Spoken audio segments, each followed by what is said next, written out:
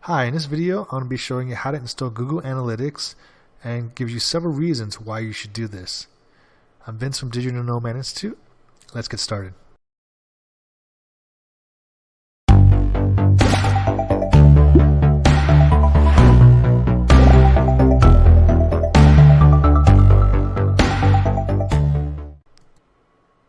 Google Analytics for WordPress is in a package deal, and it's a plugin called Site Kit by Google, right?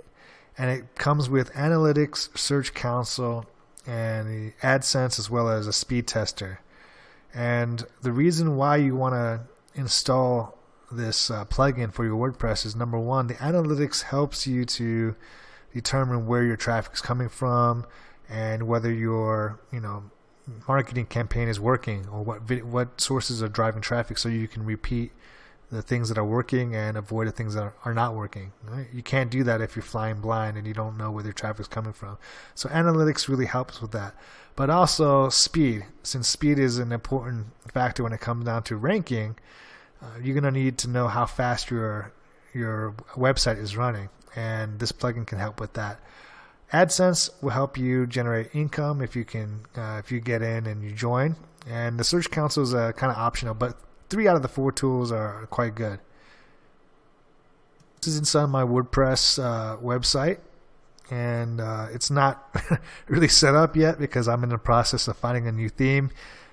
But if you go down to plugins and you go to add new on the left hand corner, you can go ahead and type within the plugins Site Kit. And then right here you'll see Site Kit by Google, Analytics, Search Console, AdSense, and Speed. It's quite a long name, but I just call it Site Kit, right? And install it now. So wait for it to install. Then you just click on Activate.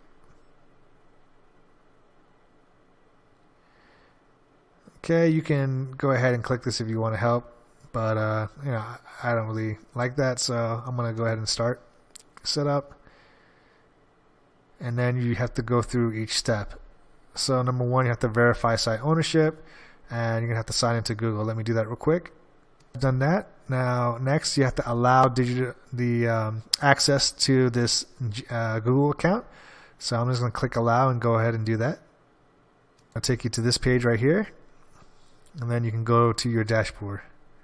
So now that you're in your dashboard, you have the Search Console connected, and then the other 3 you have to kind of connect separately.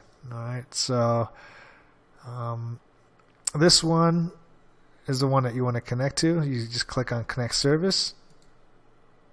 Go through all the steps. You should be able to arrive at this page right here. And I'm just going to go configure analytics.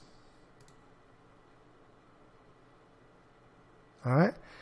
So now this is connected, and you can see, how many people came, and now you can start to see data. All right.